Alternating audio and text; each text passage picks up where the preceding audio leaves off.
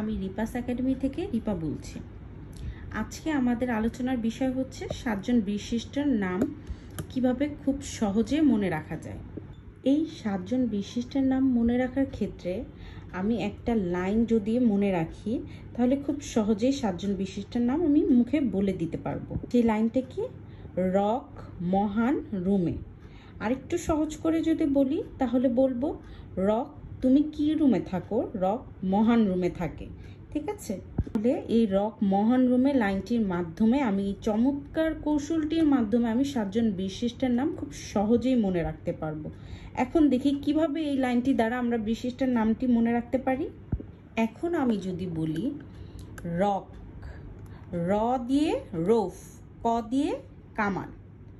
রকের র দিয়ে রৌফ, ক দিয়ে কামাল। মহান, ম দিয়ে মতিউর রহমান, হা দিয়ে হামিদুর, ন দিয়ে নূর মোহাম্মদ শেখ।